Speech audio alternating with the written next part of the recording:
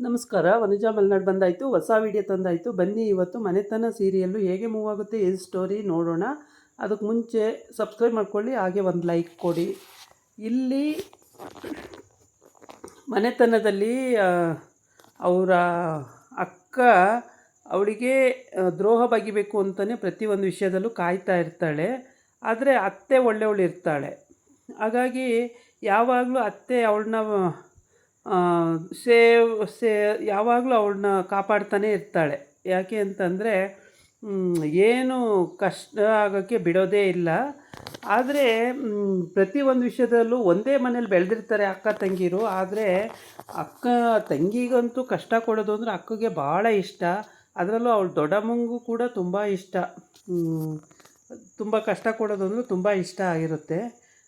ಯಾರೋ ಒಬ್ಬಳು ಬಂದಿರ್ತಾಳೆ, ಅವಳನ್ನು ರೂಮ್ ಪಾಪ ಅವ್ನು ಮಲಗಿದ್ದಾಗ ರೂಮ್ ಬಾಗಿಲು ತಕ್ಕೊಂಡು ಒಳಗೆ ಹೋಗೋದಂತೆ. ಆಮೇಲೆ ಇವಳು ಅದ್ರೊಳಗೆ ಹೋಗೋದಂತೆ.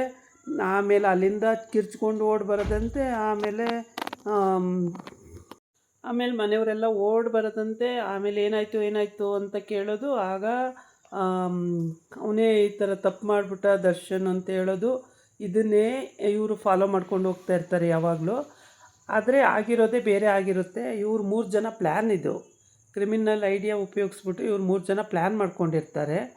ಇಲ್ಲಿ ಪಾಪ ದರ್ಶನ್ನ ಹಿಡಿಸೋಕ್ಕೆ, ದರ್ಶನ್ನ ಕೆಟ್ಟವನಾಗಿ ಮಾಡಬೇಕು ಅಂತ ಪ್ಲ್ಯಾನ್ ಮಾಡ್ಕೊಂಡಿರ್ತಾರೆ. ಹೀಗಾಗಿಯೇ ಇದು ಪಾಪ ಇವ್ರು ಮಾಡಿರೋ ಪ್ಲ್ಯಾನು ಅವ್ರು ಯಾರಿಗೂ ಗೊತ್ತಿರಲ್ಲ. ಅಲ್ಲಿ ಮನೆತನ ಸೀರಿಯಲ್ಲು ಅವು ಮೇಯ್ನು ಕ್ಯಾರೆಕ್ಟ್ರೇ ಆಗಿರೋ ಅಂಥ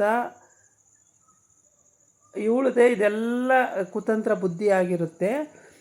ತಾಳಿ ಕಟ್ಟುವಂಥ ಹಿಂಸೆ ಕೊಟ್ಟಿರ್ತಾಳೆ. ಅದಕ್ಕೆ ಇವನು ನಾನು ತಾಳಿ ಕಟ್ಟಲ್ಲ, ನನಗೆ ಹೆಂಡ್ತಿ ಇದ್ದಾಳೆ ಅಂತ ದರ್ಶನ್ ಹೇಳಿರ್ತಾನೆ. ಆ ಒಂದು ಇಂಟೆನ್ಷನ್ ಇಟ್ಕೊಂಡ್ಬಿಟ್ಟು ಇವಳು ಇಲ್ಲೇ ಆಟ ಆಡೋಕ್ಕೆ ಹೋಗ್ತಾಳೆ. ಆಮೇಲೆ ಎಲ್ಲವನ್ನೂ ಒಪ್ಪಿಸ್ಕೊಂಡು ಹೊತ್ತು ಕರೆದು ರಂಪಾಟ ಮಾಡಿ ತಾಳಿ ಕಟ್ಟಿಸ್ಕೋಬೇಕು ಅಂತ ಹೇಳ್ಬಿಟ್ಟು ಹೋರಾಡ್ತಿರ್ತಾಳೆ. ಆಗ ಅವನ ಹೆಂಡ್ತಿ, ದರ್ಶನ್ ಹೆಂಡ್ತಿ ಇದಕ್ಕೆ ಒಪ್ಪದೇ ಇದ್ದ ಕಾರಣಕ್ಕೆ ಕದ್ದು ಮದುವೆ ಮಾಡ್ಕೋಬೇಕು ಅಂತೇಳಿ. ಇದು ಪಾಪ ಅವನ ಹೆಂಡ್ತಿಗೆ ಗೊತ್ತೇ ಇರಲ್ಲ. ಅಮ್ಮಂಗೂ ಗೊತ್ತಿರಲ್ಲ, ಹೆಂಡ್ತಿಗೂ ಗೊತ್ತಿರಲ್ಲ. ಇವನನ್ನು ಅಲ್ಲಿ ಒಂದು ಯಾವುದೋ ದೇವಸ್ಥಾನದಲ್ಲಿ ಮದುವೆ ಮಾಡೋಕ್ಕೆ ಅಂತ ರೆಡಿ ಮಾಡ್ಕೊಂಡಿರ್ತಾರೆ. ಈ ವಿಷಯ ಅವನ ಹೆಂಡ್ತಿಗೆ ಗೊತ್ತಾಗುತ್ತೆ. ಗೊತ್ತಾದ ತಕ್ಷಣ ಯಾವ ದೇವಸ್ಥಾನ ಎಲ್ಲಿ ಅಂತ ಹುಡ್ಕೊಂಡು ಹೋಗಲಿ ಅಂತ ಅವಳು ಯೋಚನೆ ಮಾಡ್ತಿರ್ತಾಳೆ. ಆಮೇಲೆ ಅವರ ಅತ್ತೆ ಕೂಡ, ದರ್ಶನ್ ಅಮ್ಮ ಕೂಡ ಅವಳು ಯೋಚನೆ ಮಾಡ್ತಿರ್ತಾಳೆ, ಎಲ್ಲಿ ಅಂತ ಹುಡ್ಕೊಂಡು ಹೋಗೋದು, ಏನು ಮಾಡೋದು ಅಂತೇಳಿ. ಕೊನೆಗೂ ಅವರಿಗೆ ಒಂದು ದಾರಿ ತೋರುತ್ತೆ. ಅವರು ಅಲ್ಲಿಗೆ ಎಂಟ್ರಿ ಆಗ್ತಾರೆ ತಾಳಿ ಕಟ್ಟೋ ಸಮಯಕ್ಕೆ. ಆದರೆ ತಾಳಿ ಕಟ್ಟಿಸೋಕ್ಕೆ ಇವಳು ರೆಡಿಯಾಗಿರ್ತಾಳೆ. ಏನೇ ಪ್ರಯತ್ನ ಮಾಡಿದ್ರೂ ಬರೀ ಕ್ರಿಮಿನಲ್ ಐಡಿಯಾನೇ ಉಪಯೋಗಿಸಿ ಇವಳ ಅಮ್ಮ ಇಬ್ಬರು ಸೇರಿಕೊಂಡು ಪ್ರತಿಯೊಂದು ವಿಷಯದಲ್ಲೂ ಕೈ ಮುರಿದ್ರೂ ಬಿಡಲ್ಲ, ಇವಳು ಕಾಲು ಮುರಿದ್ರೂ ಬಿಡಲ್ಲ. ಪ್ರತಿಯೊಂದು ವಿಷಯಕ್ಕೂ ತಲೆ ತೋರಿಸ್ಕೊಂಡು ಬಂದುಬಿಡ್ತಾಳೆ. ಇವ್ರದ್ದು ದೊಡ್ಡ ಬಟ್ಟೆ ಅಂಗಡಿ ಇರುತ್ತೆ. ಆ ಬಟ್ಟೆ ಅಂಗಡಿನಲ್ಲೂ ಕ್ರಿಮಿನಲ್ ಐಡಿಯಾ ಮಾಡಿ ಅಲ್ಲಿ ಸಿಕ್ಕಾಕೋತಾಳೆ. ಪ್ರತಿಯೊಂದು ಸಲನೂ ಎಲ್ಲ ಕಡೆ ಸಿಕ್ಕಾಕೋತಾಳೆ. ಬಾವನ್ನ ಸೊಸೆ ಅವಳು ಮೈದನ ಸೊಸೆ, ಈ ಥರ ಇಬ್ಬರೂ. ಆದರೆ ಅವ್ರ ಅತ್ತೆ ಪ್ರತಿಯೊಂದು ವಿಷಯದ ಕೆಲವೊಂದು ಟೈಮು ಒಪ್ತಾಳೆ. ಒಪ್ಕೊಂಡು ನನ್ನ ಸೊಸೆದೇ ರೈಟು ಅಂತಿರ್ತಾಳೆ. ಕೆಲವೊಂದು ಟೈಮು ಮಾತ್ರ ಬಿಟ್ಕೊಟ್ಟಿರ್ತಾಳೆ ಅಷ್ಟೇ. ಆದರೆ ದರ್ಶನ್ ಅಮ್ಮಂಗೆ ಎಲ್ಲ ಗೊತ್ತಿರುತ್ತೆ. ಯಾವ ರೀತಿ ಬಿಡಿಸೇಳಕ್ಕೆ ಹೋದ್ರೂ ಇವ್ರು ಕೆಲವೊಂದು ಟೈಮು ಕೇಳೋ ಪರಿಸ್ಥಿತಿಲಿರಲ್ಲ. ಹಾಗಾಗಿ ಅವಳು ಅದನ್ನು ತಲೆ ಕೆಡ್ಸ್ಕೊಳಕ್ಕೆ ಹೋಗಲ್ಲ, ಒಪ್ಕೊಂಡು ಬಿಡ್ತಾಳೆ. ಸರಿ ಆಯಿತು ಅಂತೇಳಿ. ಏಕೆಂದರೆ ಇಬ್ಬರು ಒಂದೇ ಮನೆ ಸೊಸೆಯರಾಗಿದ್ದಾರೆ. ಬಾವನ ಮಗನಿಗೆ ಅವಳನ್ನು ತಂದ್ಕೊಂಡಿದ್ದಾರೆ, ಅಕ್ಕನ. ಮತ್ತು ಇವಳ ಮಗನಿಗೆ ಅವಳ ತಂಗಿನ ತಂದ್ಕೊಂಡಿದ್ದಾರೆ. ಹೀಗಾಗಿ ಇವರು ಏನು ಮಾಡೋಕ್ಕೂ ಬರಲ್ಲ. ಪ್ರತಿಯೊಂದು ವಿಷಯದಲ್ಲೂ ಈಗ ಅಕ್ಕ ತಂಗಿರು ಒಂದೇ ಮನೆ ಸೊಸೆಯಾಗಿರೋದ್ರಿಂದ ಬೇರೆ ಬೇರೆ ಮಾಡೋಕ್ಕೆ ಸಾಧ್ಯನೇ ಆಗಲ್ಲ. ಅದು ಒಂದು. ಆಮೇಲೆ ಸುಮ್ಮನೆ ಏನಕ್ಕಾದ್ರೂ ಜಗಳ ಆಡ್ಕೊಂಡು ನಾವು ಹೋಗ್ತೀವಿ ಬೇರೆ ಅಂದರೆ. ಆದರೆ ಇವಳು ಹೋಗಲ್ಲ. ಶರಣಿ ನಾನು ಯಾವ ಕಾರಣಕ್ಕೂ ಮನೆಯಿಂದ ಹೋಗಲ್ಲ ಅಂತ ಇವಳು ತೀರ್ಮಾನ ಮಾಡ್ಕೊಬಿಟ್ಟಿದ್ದಾಳೆ. ದರ್ಶನ್ ಮತ್ತು ಶರಣ್ಯ ಅವ್ರ ಮನೆಯಲ್ಲೇ ಇರ್ತಾರೆ. ಅವಳು ಮಾತ್ರ ಅರ್ಧಕ್ಕರ್ಧ ಆಸ್ತಿ ಕೊಟ್ಬಿಟ್ರೆ ನಾವು ಹೋಗ್ಬಿಡೋಣ ಅಂತ ಅವಳು ತೀರ್ಮಾನ. ಆಸ್ತಿ ಕೊಡೋದಕ್ಕೆ ಇವ್ರು ತಯಾರಿಲ್ಲ. ಏಕೆ ಅಂತ ಅಂದರೆ ಅವಳು ಏನು ಉಳಿಸಲ್ಲ.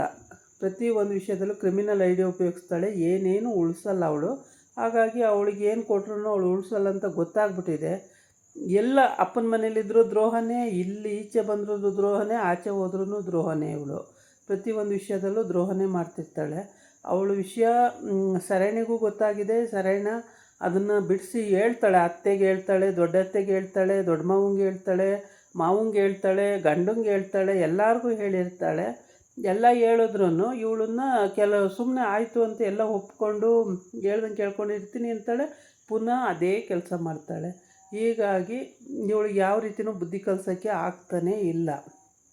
ಗಂಡನಿಗೂ ದ್ರೋಹ ಮಾಡ್ತಾಳೆ ಇವಳು ಪ್ರತಿಯೊಂದು ವಿಷಯದಲ್ಲೂ. ಈಗಾಗಲೇ ದೇವಸ್ಥಾನಕ್ಕೆ ತಾಳಿ ಕಟ್ಟೋದಕ್ಕೆ ಅಂತೇಳ್ಬಿಟ್ಟು ಕರ್ಕೊಂಡೋಗಿ ಕೂರಿಸ್ಕೊಂಡಿದ್ದಾಳೆ. ಅಲ್ಲೊಂದು ಕ್ರಿಮಿನಲ್ ಐಡಿಯಾ ಮಾಡಿ ಅಷ್ಟೊತ್ತಿಗೆ ಶರಣ್ಯಗೆ ಮತ್ತು ಅವ್ರ ಅತ್ತೆಗೆ ಗೊತ್ತಾಗಿ ಅವ್ರು ಅಲ್ಲಿಗೆ ಹೋಗ್ತಾರೆ.